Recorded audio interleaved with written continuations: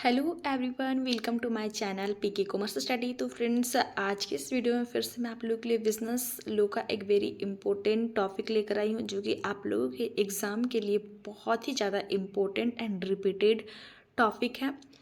तो पिछले वीडियो में हम लोग समझे थे कि सहमति और स्वतंत्र सहमति क्या होता है फ्रेंड्स। तो आज की इस वीडियो में हम लोग क्या समझेंगे कि स्वतंत्र सहमति क्या होता है और स्वतंत्र सहमति को दूषित करने वाले कौन कौन से आवश्यक तत्व है यहाँ पे मेंशन किया गया है, जैसे कि उत्पीड़न, अनुचित प्रभाव, कपट, मिथ्यावरण, गलती। तो ये सभी पे हम लोग पूरा डीपली डिस्कशन करने वाले हैं, तो वीडियो के लास्ट तक बने रहिएगा। और अगर आप पहली बार हमारे इस चैनल पर विजिट किए तो सबसे पहले आप हमारे इस चैनल को लाइक करें, सब्सक्राइब करें और बेल बटन पर क्लिक करके ऑल पर क्लिक जरूर कर लीजिएगा फ्रेंड्स, ताकि जब भी मैं वीडियो अपलोड करूंगी तो इसका नोटिफिकेशन सबसे पहले आप लोग को मिल जाएगा। तो चलिए वीडियो को आगे बढ़ाते हैं और समझते हैं हम लोग सबसे पहले कि स्वतंत्र सहमति क्या होता है।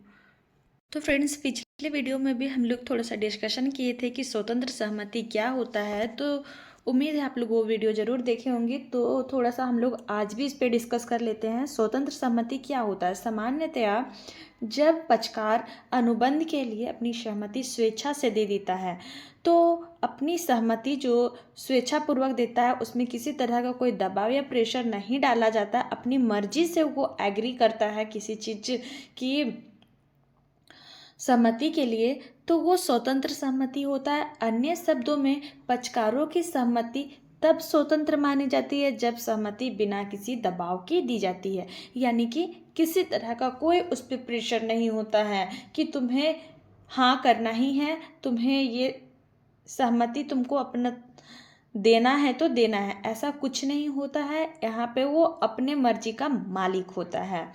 तो भारतीय अनुबंध अधिनियम 1872 की धारा 10 के अनुसार क्या बताया गया है? स्वतंत्र सहमति एक वैध अनुबंध का आवश्यक तत्व है, यानी कि एक वैलिड कॉन्ट्रैक्ट का एक आवश्यक तत्व बताया गया है स्वतंत्र सहमति को। यदि पक्षकारों की सहमति स्वतंत्र नहीं होगी तो एक वैध अनुबंध का निर्माण हो जाता है, यानी कि अगर स्वतंत्र सहमति नहीं होगा तो एक वैध अनुबंध का भी निर्माण हो जाता है। अब आगे हम लोग क्या समझेंगे? स्वतंत्र सहमति को दूषित करने वाले तत्व।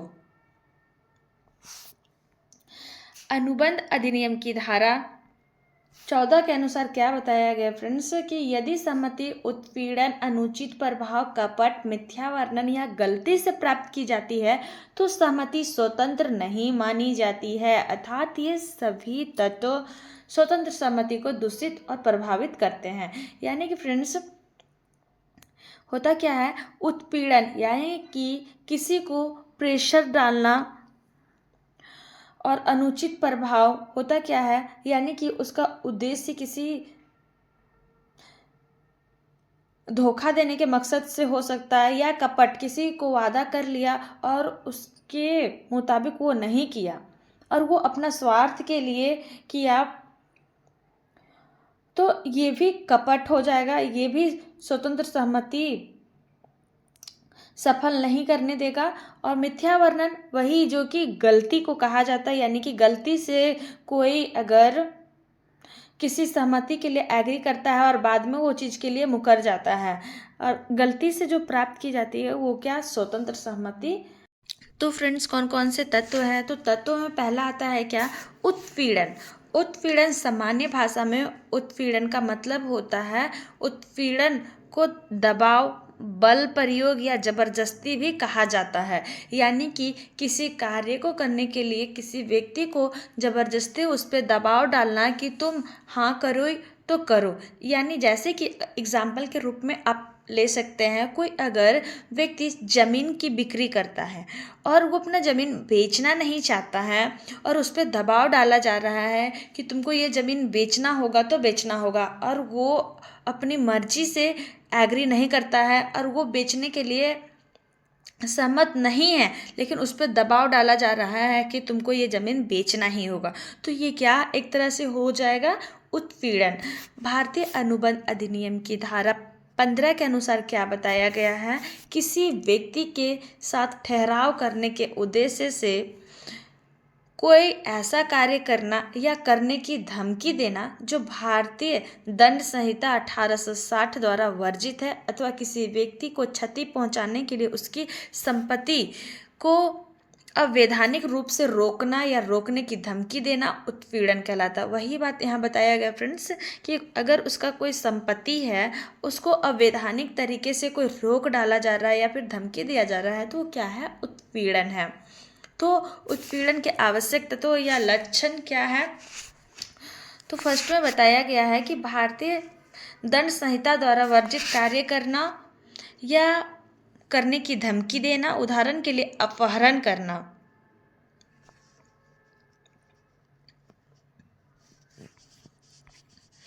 बताया जा रहा है फ्रेंड्स कि किसी का अपहरण कर लेना या फिर करने की धमकी देना, किसी व्यक्ति को मारना या उसकी संपत्ति की को क्षति पहुंचाना, आत्महत्या की धमकी देना, इस तरह के जो लक्षण हैं ये उत्पीड़न के लक्षण हैं। सेकेंड नंबर पॉइंट क्या आता है? उत्पीड़न का उद्देश्य दूसरे पक्षकार के साथ ठहराव करना होना चाहिए। यदि उत्पीड़न अन्य किसी उद्देश्य से किया जाता है तो वो उत्पीड़न नहीं माना जाएगा। थर्ड नंबर पॉइंट क्या आता है कि स्वयं पक्षकार द्वारा या किसी तीसरे व्यक्ति द्वारा भी दूसरे पक्षकार के विरुद्ध उत्पीड़न किया जा सकता है। कुछ धमकियां उत्पीड़न नहीं मानी जाती है, जैसे कि क्या बताया गया है कि कुछ ऐसी धमकियां होती है वो उत्पीड़न नहीं होता है। तो फर्स्ट क्या आता है? वाद प्रस्तुत करने की धमकी। जैसे कि कोई वाद प्रस्तुत करना है तो वो एक तरह से धमकी उत्पीड़न नहीं होगा। जैसे कि कानूनी बाध्यता, कानून के द्वारा उसे कुछ रूल्स रेगुलेशन फॉलो करने को कहा जाता है तो वो भी एक उत्पीड़न नहीं होगा। थर्ड नंबर पे कर्मचारियों द्वारा मांगे मनवाने की धमकी, यानी कि जैसे कि कोई कंपनी मान लीजिए या फिर कोई सरकारी संस्था ही मान लीजिए, कोई कर्मचारी डिमांड कर रहा है मेरा वेतन को बढ़ा दो, या फिर इस तरह के बहुत तरह के किस्से लेके जाते हैं अपने एचआर के पास या फिर अपने हेड के पास कि हमें ये चाहिए। तो यहाँ पे भी अगर ये धमकी देता है तो ये उत्पीड़न नहीं माना जाएगा। नेक्स्ट नंबर पॉइंट क्या आता है? उत्पीड़न सिद्ध करने का भार है, यानी कि उत्पीड़न सिद्ध करने का उस भार उस व्यक्ति पर होता है जो उत्पीड़न के आधार पर अनुबंध को व्यर्थ घोषित कराना चाहता है। यानी कि जो अनुबंध किया गया है तो यहाँ पे उत्पीड़न सिद्ध करने का भार उत्पीड़न सिद्ध करने वाले व्यक्ति होते हैं और इसका आधार यही होता है कि अनुबंध को व्यर्थ घोषित करना। अनुचित प्रभाव क्या है? अब हम लोग दूसरे नंबर पे आए हैं, दूसरे नंबर पॉइंट पे समझेंगे कि अनुचित प्रभाव का सामान्य अर्थ होता है नैतिक या मानसिक बल का प्रयोग कर सहमति प्राप्त करना अनुचित प्रभाव है। यानी कि भारतीय अनुबंध अधिनियम की धारा 16 के अनुसार ये बताया गया है कि कोई अनुबंध अनुचित प्रभाव द्वारा तब कहा जाता है जब पक्षकारों के मध्य एक संबंध है कि एक पक्षकार दूसरे पक्षकार को प्रभावित करने की स्थिति में ना हो तथा वह इस स्थिति का दूसरे पक्षकार से अनुचित लाभ प्राप्त करने के लिए प्रयोग करता है। यानी कि बहुत ऐसे व्यक्ति होते हैं फ्रेंड्स, जैसे एग्जाम्पल के माध्यम से समझ सकते हैं, जैसे कोई पढ़ा लिखा व्यक्ति अपना मानसिक बल के हिसाब से अपने दिमाग का यूज़ करके किसी से कुछ लूटने का प्लानिंग बना रहा हो या फिर उससे हड़पने का कोई प्लानिंग बना रहा है और उसको उल्टा पुल्टा समझा के उस चीज़ के लिए उसे एग्री कर देता है, तो वो भी क्या? अनुचित प्रभाव कहलाएगा। तो अनुचित प्रभाव के कुछ आवश्यक तत्व बताए गए हैं, कौन कौन से हम लोग देखते हैं कि अनुचित प्रभाव से प्रेरित होने के लिए यह आवश्यक है कि पक्षकार के मध्य इस प्रकार के संबंध हो जिससे कि एक पक्षकार दूसरे पक्षकार की इच्छा को प्रभावित करने की स्थिति में हो। सेकेंड नंबर पॉइंट में बताया गया जब एक पक्षकार दूसरे पक्षकार का वास्तविक अथवा दृश्य मान सत्ता अथवा अधिकार रखता है, जैसे आयकर अधिकारी या फिर आयकर दाता, पुलिस या अपराधी आदि ये सभी अनुचित प्रभाव के आवश्यक तत्व में आते हैं। पक्षकारों के मध्य विश्वासित संबंध है, जैसे वकील तथा मुवकील, गुरु तथा शिष्य, डॉक्टर तथा मरीज, पिता तथा पुत्र, इन लोगों के बीच विश्वासरित संबंध होते हैं। नेक्स्ट नंबर पॉइंट में क्या आता है, अनुबंध किसी ऐसे व्यक्ति के साथ किया गया है जिसकी मानसिक स्थिति तनाव, रोग या अधिक आय से प्रभावित है। यानी कि अनुचित प्रभाव के रूप में किसे किसे माना जाता है फ्रेंड्स, जैसे कि कोई व्यक्ति अपनी मानसिक स्थिति में तनाव में है, या फिर कोई रोग से ग्रसित है, या पागल है, या फिर उसे इनकम की आवश्यकता है, तो इस तरह से बहुत सारे लोग अनुचित प्रभाव करते हैं। अनुचित प्रभाव के प्रभाव, अनुबंध पीड़ित पक्षकार के इच्छा पर व्यर्थनीय होता है। न्यायालय अनुबंध के पूर्ण रूप से रद्द कर सकता है। यानी कि न्यायालय क्या कर सकता है, अनुबंध को पूरी तरह से रद्द घोषित कर सकता है। थर्ड नंबर में, यदि इस अनुबंध के अंतर्गत पीड़ित पक्षकार ने कोई लाभ प्राप्त किया है तो न्यायालय न्यायोचित शर्तों पर अनुबंध को रद्द कर सकता है। अब हम लोग क्या समझेंगे, आगे कपट के बारे में जानेंगे। कपट क्या होता है? कपट का सामान्य अर्थ होता है जब एक व्यक्ति जानबूझकर तथ्यों का मिथ्या वर्णन करता है, उसे कपट कहते हैं। यानी कि किसी व्यक्ति को जानबूझकर धोखा देना, यानी कि जैसे एग्जाम्पल के माध्यम से आप समझ सकते हैं कि कोई व्यक्ति किसी घटना का अंजाम देने वाला है और उसे उस चीज़ के बारे में पूरी तरह से पता है। जैसे कोई बिजनेस करना चाह रहा है और जान रहा है कि वो बिजनेस डूबने वाला है, और उस व्यक्ति को जानबूझ के उसे बोलता है कि हाँ तुम ये बिजनेस को करो, चलो हम लोग साथ में मिलकर करते हैं, और उसमें वो जितना प्रॉफिट होता है वो प्रॉफिट को लेके भाग जाता है और बोल देता है कि सारा लॉस हो गया। तो इस तरह से मिथ्या वर्णन यानी जानबूझकर किसी को धोखा देना ही कपट कहलाता है। अनुबंध अधिनियम की धारा 17 के अनुसार यदि अनुबंध पक्षकार स्वयं या उसकी मौन सहमति से या उसका एजेंट दूसरे पक्षकार या उसके एजेंट को धोखा देने के उद्देश्य से या अनुबंध करने के लिए प्रेरित करने के उद्देश्य से कोई कार्य करता है तो या क्या कहा जाता है, कपट कहा जाता है। तो इसके भी आवश्यक कुछ लक्षण दिए गए हैं। कौन कौन से लक्षण है? तो असत्य बात को जानबूझकर सत्य बताना। सेकंड नंबर, किसी तथ्य को जानबूझकर सक्रिय रूप से छिपाना जिसका उसे वास्तविक ज्ञान हो।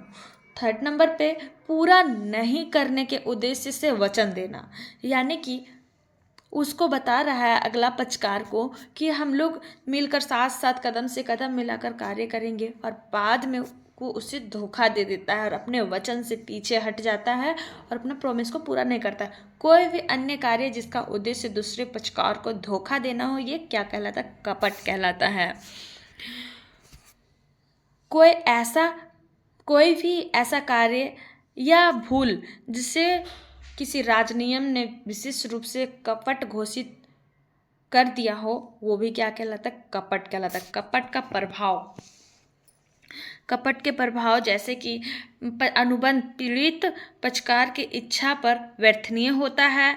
और सेकेंड नंबर पॉइंट, पीड़ित पक्षकार कपट से होने वाली हानि के लिए क्षतिपूर्ति की मांग भी कर सकता है।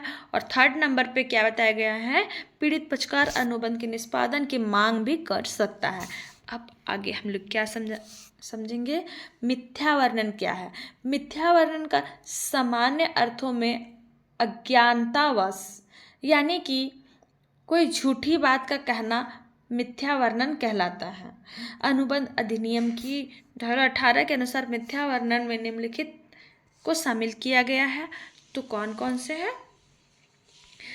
फर्स्ट नंबर पे आता है तथ्यों का निश्चयात्मक कथन। जब कोई व्यक्ति निश्चित रूप से किसी तथ्य को सत्य बताता है और वह इसकी सत्यता में पूर्ण विश्वास रखता है, लेकिन वह तथ्य सत्य नहीं है, तो यह इस प्रकार से मिथ्या वर्णन कहलाएगा।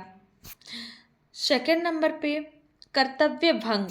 जब कोई पक्षकार धोखा देने के उद्देश्य के बिना अपने कर्तव्य का पालन नहीं करता है जिससे उसको कुछ लाभ होता है और दूसरे पक्षकार को कुछ हानि होती है, तो यह कर्तव्य भंग मिथ्या वर्णन कहलाता है। थर्ड नंबर पे अज्ञानतावश मिथ्या वर्णन द्वारा गलती करना। जब कोई पक्षकार अज्ञान वश ऐसा प्रदर्शन करता है जिससे कि दूसरा पक्षकार किसी तथ्य संबंधी गलती करने के लिए प्रेरित होता है, तो यह मिथ्या वर्णन माना जाएगा।